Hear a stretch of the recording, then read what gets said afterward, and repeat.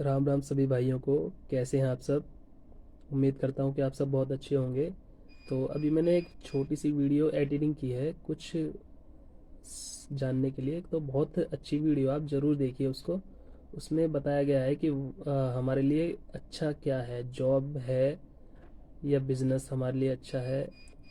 तो प्लीज़ एक बार देखिए ज़रूर, और लास्ट में कमेंट करके बताइए कि वीडियो लगी कैसी आपको। राम राम।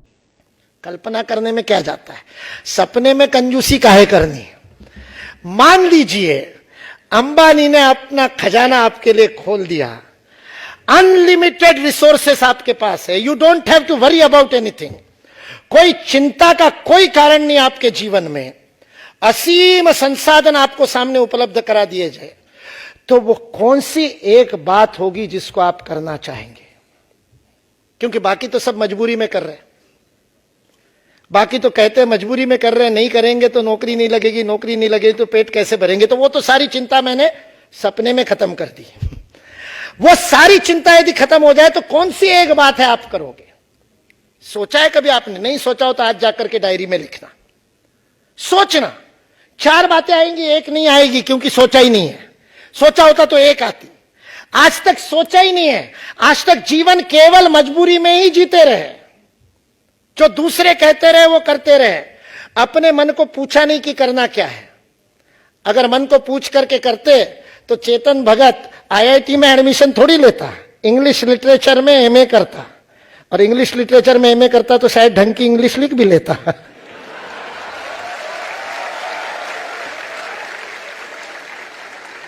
पर सब साथी जा रहे तो वो भी पागलपन में चला गया, और बाद में उसके बाद में उसको किसी ने बता दिया केवल इंजीनियरिंग से आजकल नौकरी नहीं लगती भाई, उसके बाद एमबीए कर लो।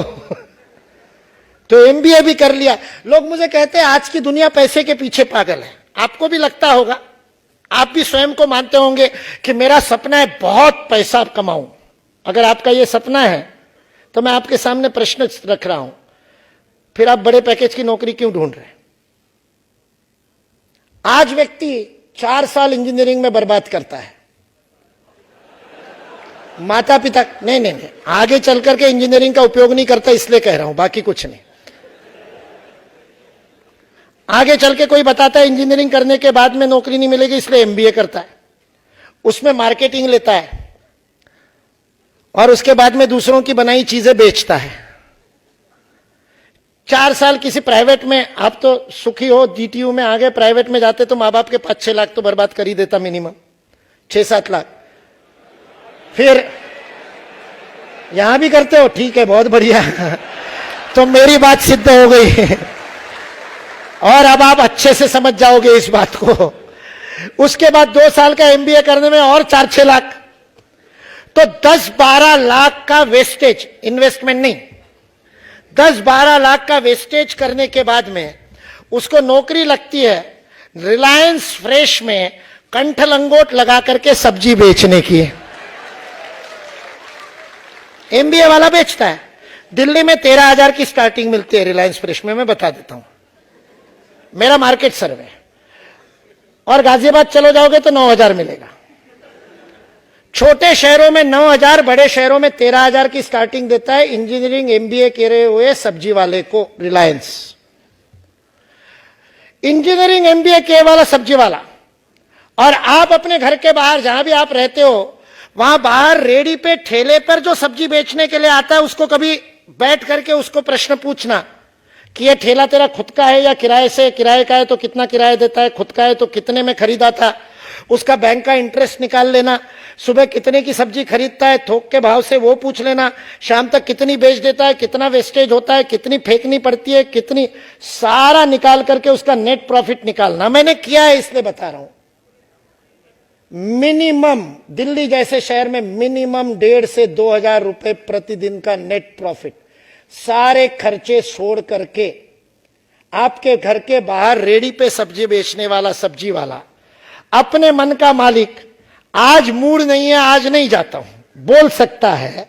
रिलायंस फ्रेश के सब्जी वाले को नहीं मिलेगी छुट्टी, खुद के शादी के लिए भी 7 दिन से ज्यादा नहीं मिलेगी छुट्टी, और उसमें भी 4 बार प्रश्न पूछेंगे।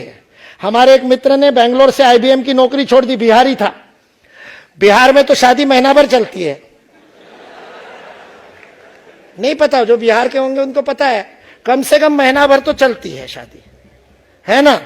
और उसने जब अपने आईबीएम के बॉस को लिखा कि शादी के लिए 7 दिन की छुट्टी चाहिए, महीने भर तो मांगने की हिम्मत ही नहीं। वो अमेरिका में बैठे हुए बॉस को समझ में ही नहीं आ रहा शादी इतनी क्या इंपॉर्टेंट है, मैंने तो 4 बार कर ली, चारों मिलाकर के 1 दिन नहीं लगा। ये एक शादी के लिए 7 दिन क्यों मांग रहा है? उसने कहा 3 दिन से ज्यादा छुट्टी नहीं मिलेगी। इसने अपने पिताजी को फोन किया, बॉस कह रहा है 3 दिन से ज्यादा छुट्टी नहीं मिलेगी। पिताजी ने कहा मार, लात मार ऐसी नौकरी को, वापस आ जा, अपना खेत बहुत बड़ा है, जोत लेंगे। तो आईआईटी किसान है, one of the best farmer I have ever seen. सारी टेक्नोलॉजी का उपयोग करके इतनी बढ़िया फार्मिंग करता है। आईबीएम को लात मार करके आ गया क्योंकि शादी के लिए छुट्टी नहीं थी। ये आपके घर के बाहर वाला सब्जी वाला, उसको छुट्टी की चिंता नहीं, चाहे जब छुट्टी ले ले। और उसके बावजूद महीने में 20-25 दिन भी उसने मेहनत कर ली तो 35 से 40 हजार रुपए कमाता है। पैसे के पीछे कौन है? जिसने 12-13 हजार को चूना लगा करके 12-13 लाख को चूना लगा करके 13 हजार की नौकरी करी, या जिसने मात्र 5-6 हजार का इन्वेस्टमेंट करके प्रतिदिन 1,500 रुपए कमा रहा है? कौन ज्यादा बुद्धिमान, किसकी वैज्ञानिक दृष्टि ज्यादा है? मैं आपके सामने प्रश्न पूछ रहा हूं। हेलो भाइयों, तो कैसी लगी आपको ये वीडियो? तो प्लीज़ कमेंट करके बताइए और थोड़ा सपोर्ट कीजिए। राम राम।